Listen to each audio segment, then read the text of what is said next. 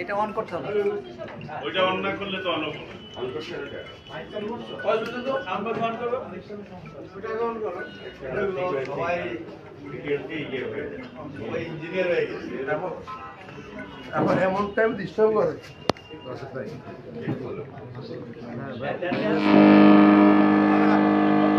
মুখে বলেন, বন্ধ করে দেন, বন্ধ করে দেন, মুখে বলেন, সবাই সরে যান।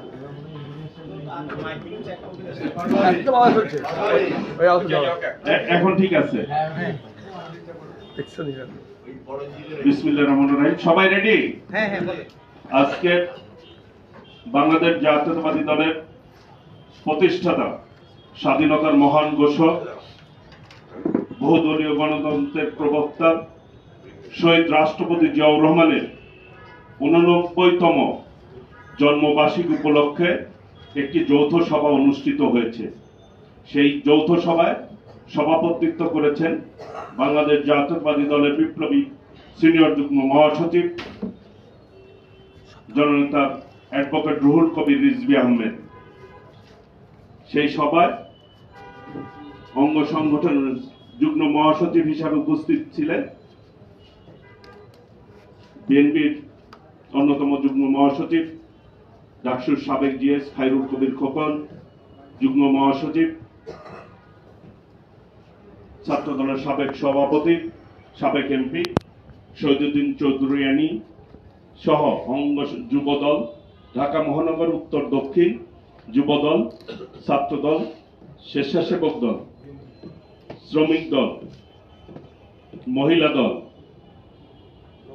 জাসাস, মহানগর বিএনপি আগে বলছি, মুক্তিযোদ্ধা দল, ওলেমা দল, তাঁতি দল, সকল অঙ্গ সংগঠন নেতৃবৃন্দ উপস্থিত ছিল, কৃষক দল, জাতীয়তাবাদী কৃষক দল সহ সকল অঙ্গ সংগঠন উপস্থিত ছিল। তারা বিভিন্ন বিষয়ে মতামত ব্যক্ত করেছে। এ পর্যায়ে আপনাদের সামনে এই কর্মসূচি নিয়ে সার্বিকভাবে ব্রিফ করবেন আজকের সভার সভাপতি, বাংলাদেশ জাতীয়তাবাদী দলের বিপ্লবী সিনিয়র যুগ্ম মহাসচিব অ্যাডভোকেট রুহুল কবির রিজভী আহমেদ আজকের কর্মসূচি সম্পর্কে ব্রিফ করবেন।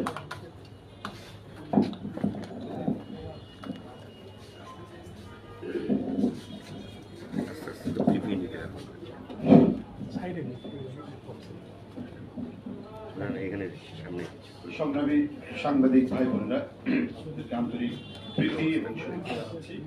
আপনারা তোমাদের বলেছে দলের প্রচার সম্পাদক সুলতান ফারুক বিট্টু যে কি উদ্দেশ্য নিয়ে আজকে আমাদের এই যৌথ সভা। এই যৌথ সভা এদেশের এক অনজন্মা পুরুষ, এক মহত্তম বীর মুক্তিযোদ্ধা শহীদ রাষ্ট্রপতি জিয়াউর রহমান, যিনি আমাদের স্বাধীনতার সূর্যবাদক, মহান স্বাধীনতার ঘোষক এবং বহুদলীয় গণতন্ত্রকে যিনি প্রতিষ্ঠিত করেছেন বাংলার মৃত্তিকায়, বাংলার মাটি। সেই এক অকৃত্রিম দেশের মানুষের বন্ধু রাষ্ট্রপতি শহীদ জিয়াউর রহমান বীরুত্তমের 89তম জন্মবার্ষিকী উপলক্ষে এই যৌথ সভার আয়োজন করা হয়েছে। এখানে ইতিমধ্যেই বলেছে যে যুগ্ম মহাসচিব বৃন্দ উপস্থিত ছিলেন এবং অঙ্গ সংগঠনের প্রেসিডেন্ট সেক্রেটারিরা উপস্থিত রয়েছেন, আহ্বায়ক সদস্য উপস্থিত রয়েছেন এবং ঢাকা মহানগর উত্তর দক্ষিণের আহ্বায়ক সদস্য সচিবরা উপস্থিত। বন্ধুরা, এখানে আলাপ আলোচনা শেষে যে সিদ্ধান্ত গৃহীত হয়েছে সেটি হলো আগামী 19 জানুয়ারি 2025 রবিবার সকাল 11টায় দিবসটি উপলক্ষে শহীদ রাষ্ট্রপতি জিয়াউর রহমানের শেরে বাংলা নগরস্থ বাজারে বিএনপির জাতীয় স্থায়ী কমিটির সদস্যবৃন্দ সহ সকল পর্যায়ের নেতাকর্মীরা পুষ্পস্তবক অর্পণ ও ফাতেহা পাঠ করবেন দলের সংগ্রামী মহাসচিব মির্জা ফখরুল ইসলাম আলমগীরের নেতৃত্বে। আগামী 19 জানুয়ারি 2025 রবিবার বেলা 2টায় রমনাস্থ ইনস্টিটিউট অফ ইঞ্জিনিয়ার্স বাংলাদেশ মিলনায়তনে আলোচনা সভা অনুষ্ঠিত হবে। আলোচনা সভায় বিএনপির জাতীয় নেতৃবৃন্দ সহ দেশের বরেণ্য ব্যক্তিবর্গ আলোচনা করবে।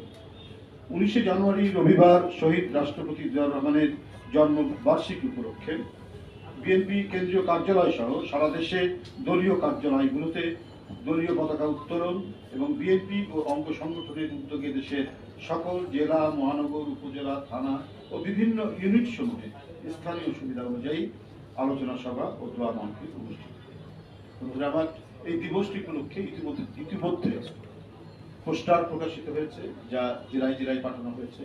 ঢাকা মহানগরে ইতিমধ্যে পোস্টার প্রকাশিত হচ্ছে।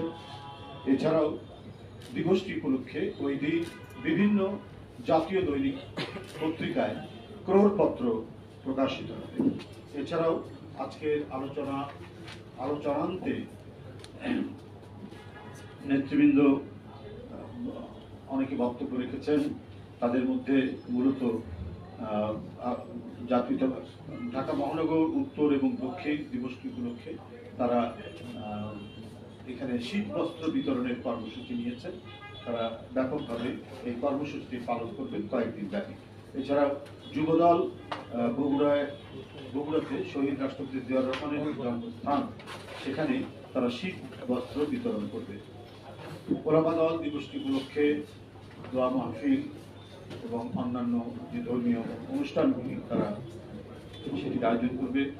স্বেচ্ছাসেবক দল শীত বস্ত্র বিতরণ করবে। একইভাবে বগুড়ায় শহীদ রাষ্ট্রপতি জিয়াউর রহমানের যেটি জন্মস্থান বাগবাড়ি, সেখানে তারা শীত বস্ত্র বিতরণ করবেন এবং মৌলভীবাজারেও তারা শীত বস্ত্র বিতরণ করবেন। এছাড়াও জাতীয়তাবাদী ছাত্র দল তারা বলেছেন যে সারা দেশের শিক্ষা প্রতিষ্ঠানগুলোতে তারা নানা ধরনের কর্মসূচি শহীদ রাষ্ট্রপতি শহীদ জিয়ার জীবনাবক্ষ নিয়ে তারা নানা ধরনের কর্মসূচি, তার জীবন, তার সংগ্রাম, তার যুদ্ধ ইত্যাদি বিষয়ক তারা নানা কর্মসূচি গ্রহণ করবে।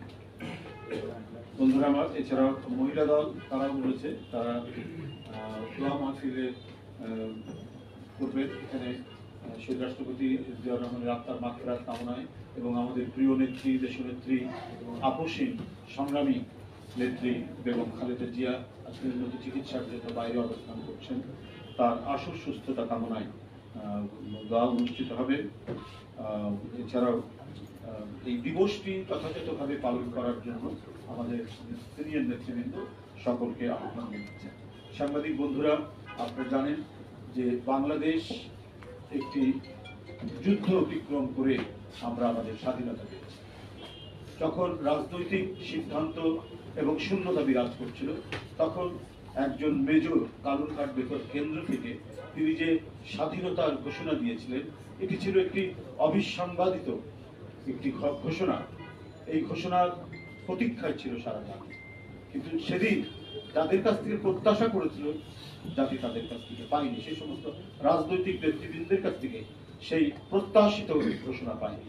একজন মেজর জাতির এই আকাঙ্ক্ষা, জাতির এই উপলব্ধি, জাতির এই বোধকে উপলব্ধি করে ধারণ করে তিনি দেশের স্বাধীনতার ঘোষণা দিয়েছেন। তখন থেকে শুরু হয় মুক্তিযুদ্ধ। 9 মাস ব্যাপী এক রক্তক্ষয়ী মুক্তিযুদ্ধের মধ্যে দিয়ে অর্জিত আমাদের স্বাধীনতা। বন্ধুরা আমার, সেই স্বাধীনতা অর্জনের পর যারা ক্ষমতায় এসেছেন, তাদের কাছ থেকে মানুষের যে আকাঙ্ক্ষা, অধিকার হারা মানুষের যে আকাঙ্ক্ষা, সে আকাঙ্ক্ষা পরিপূরণ হয়।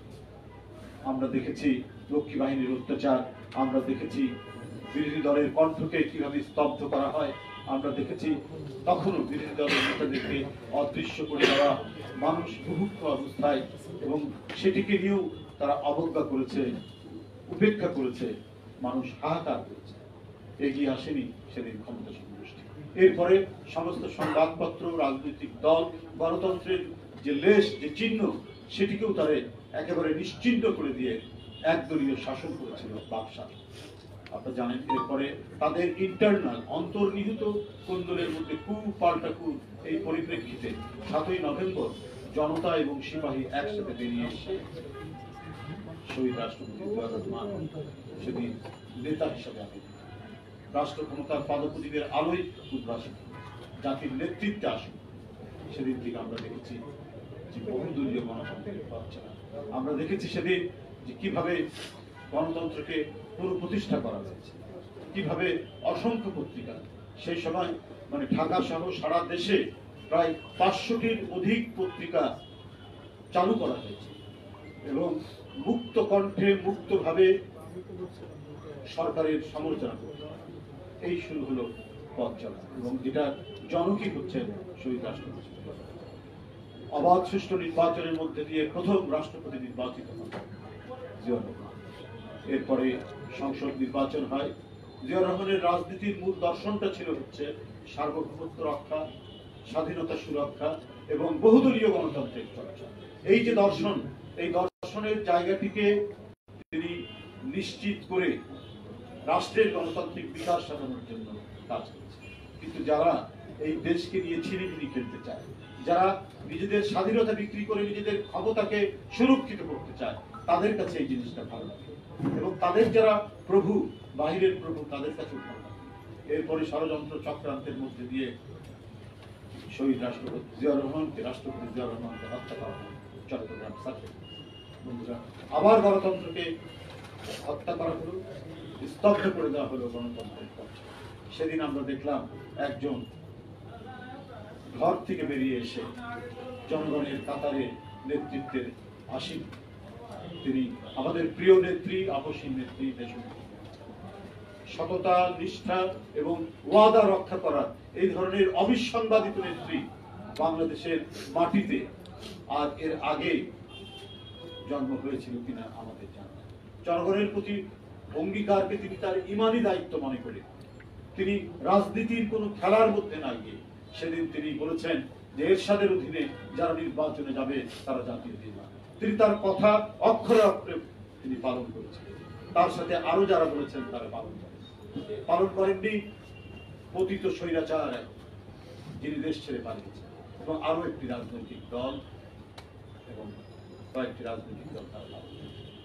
কিন্তু জনগণ এর পুরস্কার দিয়েছে। যখন অবাধ সুষ্ঠু নির্বাচন হয়েছে, তখন বিএনপিকে মানুষ ভোট দিয়েছে, দেশের এবং ভোট দিয়ে আবারও গণতন্ত্রের পথ চলা শুরু। আবারও আমরা ফিরে পেলাম বাক স্বাধীনতা, আবারও আমরা ফিরে পেলাম আমাদের রাষ্ট্রকে অন্যের আধিপত্যের হাত থেকে মুক্ত করে রাখার, সুরক্ষা করার মন্ত্রণা এই করে দেশ এগিয়ে চলবে। কিন্তু আমি তো বারবার বলেছি, কুচক্রীরা কখনোই বসে থাকে না, চক্রান্তকারীরা কখনোই বসে থাকে না। তারা নানা চক্রান্ত ষড়যন্ত্রের মধ্যে দিয়ে টার্গেট করে শুধু জাতীয়তাবাদী শক্তি। এই টার্গেট করা জাতীয়তাবাদী শক্তিকে করার কারণে তারা দেশের অনেক ক্ষতি সাধন করে আবারও গণতন্ত্রের পথ চলাকে তারা স্তব্ধ করে। আমরা মঈনুদ্দিন ফখরুদ্দিনের আমরা আমল দেখলাম, যেটা ছিল শেখ হাসিনার আন্দোলনের ফসল। তখন থেকে শুরু হলো একের পর এক কি করে এদেশের মানুষকে বন্দি করে রাখা যায়, খোয়ারের মধ্যে রাখা যায় সেই প্রচেষ্টা। তারপরে প্রায় 15.5 বছর গোটা জাতিকে আটকে রাখা হলো পশুর মতো খোয়ারের মধ্যে। না ছিল কথা বলার স্বাধীনতা, না ছিল চলাচলের স্বাধীনতা, না ছিল নির্ভয়ে আমরা আমাদের কণ্ঠ থেকে আমাদের ধ্বনি প্রকাশ করার ক্ষমতা। সমস্ত কিছুকে আটকে দেওয়া। কথা বলতে গেলে তার পরিণাম হতো বিরুদ্ধে হওয়া, গুম হওয়া, বিচার বিরুদ্ধে হত্যার শিকার হওয়া। কত বাড়িতে এখনো আহাজারি, কত বাড়িতে এখনো কান্নার রোল থামেনি। যদিও তার পতন হয়েছে, পালিয়ে গেছে, কিন্তু যে পরিবারগুলো গুম হয়েছে সেই পরিবারের তো ভিতর থেকে এখনো তাদের যে গুমরানি, তাদের যে অস্ফুট কান্না, সেই কান্না এখনো থাকে।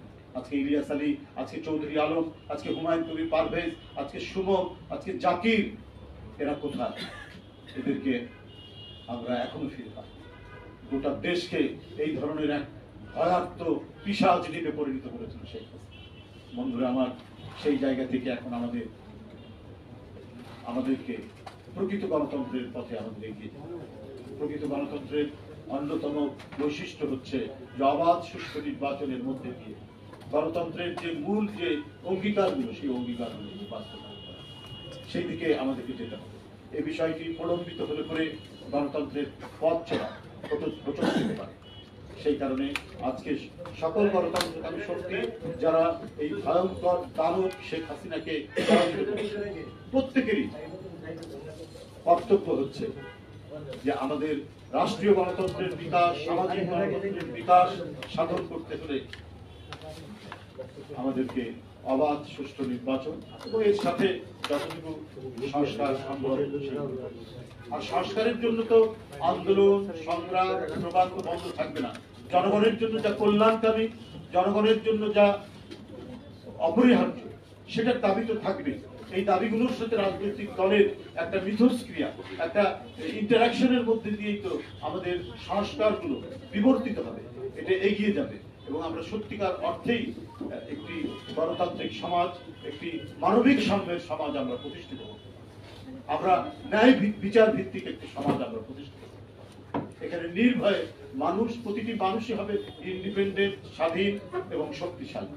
কেউ কারো দ্বারা ভয়ার্থ থাকবে না এবং আমাদের শেষ আশ্রয় থাকবে বিচার বিভাগ, যেটার নিশ্চয়তা দিয়েছিলেন শহীদ রাষ্ট্রপতি, যিনি সেই স্বাধীনতা যুদ্ধের ঘোষণা থেকে তার ক্ষমতাসীন থাকা অবস্থায় এই গণতন্ত্রের প্রত্যয়গুলি প্রতিষ্ঠা করেছিলেন, যেটিকে আরো প্রলম্বিত করেছিলেন তার সহধর্মিনী এবং এদেশের এক গণতন্ত্রের অকুতোভয় যোদ্ধা দেশনেত্রী বেগম খালেদা জিয়া। আমরা সেই পথ অনুসরণ করি আমরা আবারও এই দেশে গণতন্ত্রের পথ চলা এবং গণতন্ত্রকে শক্তিশালী এবং জোরদার করব। তার জন্য বাংলাদেশ জাতীয়তাবাদী দল বিএনপির প্রতিটা নেতাকর্মী ঐক্যবদ্ধ, প্রতিটা নেতাকর্মী অঙ্গীকারবদ্ধ। তারা সেখান থেকে এতটুকু পিছপা হবে না। বন্ধুরা আমার, আমি আপনাদের আর দীর্ঘায়িত করব না। আমি শুধু আরেকটি কথা বলেই আমি শেষ করব। দেখুন, ইসলাম প্রতিষ্ঠিত হয়েছে 900 বছর, 1000 বছর আগে। আমাদের পীর মাশায়েখরা তারা এই দেশে অনেক আগে থেকে ইসলাম প্রচার করেছে। ইসলামের যে সাম্যের বাণী, মানবতার বাণী তারা প্রতিষ্ঠা করেছেন বলেই বাংলাদেশে প্রত্যন্ত অঞ্চল সহ সারা দেশের মানুষ আজকে ইসলামের আদর্শে বিশ্বাসী। নতুন করে আবার ইসলামের বাস্তবায়ন করা, ইসলাম প্রতিষ্ঠাতে কিছু না, কিন্তু একেবারে ইসলামের নামে বা ধর্মের নামে রাজনীতি করে জনগণকে বিভ্রান্ত করে যদি কোনো কিছু রাজনৈতিক ফায়দা তোলার যদি কিছু চেষ্টা করা হয়, সেটাই দেশের মানুষ। এদেশের মানুষ গণতন্ত্র প্রিয়, এদেশের মানুষ ধর্মভীরু, এদেশের মানুষ ইসলাম প্রিয়, সবই ঠিক আছে, কিন্তু কাউকে কোনোভাবে চিত্রিত করে, বাজেভাবে চিত্রিত করে নিজের ফায়দা লুটা, এটা নিশ্চয়ই ইসলামিক মূল্যবোধের পরিপন্থী। সুতরাং আমরা মনে করি যে বাংলাদেশ জাতীয়তাবাদী দল এদেশে বিসমিল্লাহির রহমানির রহিম সংযোজন করেছে সংবিধানে। বাংলাদেশ জাতীয়তাবাদী দল শহীদ রাষ্ট্রপতি জিয়াউর রহমান আল্লাহর নাম সংযোজন করেছিলেন সংবিধানে। আবার বহুদলীয় গণতন্ত্রের যে পথ চলা, সেটাও তিনি সৃষ্টি করেছিলেন। সুতরাং আমরা সবকিছুকে সমন্বয় করে আমরা ইনক্লুসিভ যে রাজনীতি, সেই রাজনীতি করতে চাই, কিন্তু বিভাজনের রাজনীতি আমরা করতে চাই। আমাদের মাঝখানে কোনো বিভাজন রেখা টেনে কাউকে যদি বিভ্রান্ত করা হয়, জনগণকে বিভ্রান্ত করা হয়, বিএনপি সেটাও মেনে নেবে না। আমি আজকের এই সবাই যারা উপস্থিত হয়েছে, যাদেরকে আমন্ত্রণ জানানো হয়েছে, তাদের সবাইকে আন্তরিক ধন্যবাদ জানাচ্ছি, এবং সংবাদ মাধ্যমে যারা এখানে উপস্থিত হয়েছে তাদেরকেও আমি আন্তরিক শুভেচ্ছা জানাচ্ছি। আপনাদের আরো অনেক গুরু দায়িত্ব আপনারা পালন করছেন, পালন করতে হবে, অনেক সময় দিয়েছেন। এই কারণে আপনাদের সবাইকে আমি আমার আন্তরিক প্রীতি শুভেচ্ছা জানিয়ে আমার বক্তব্য শেষ করছি।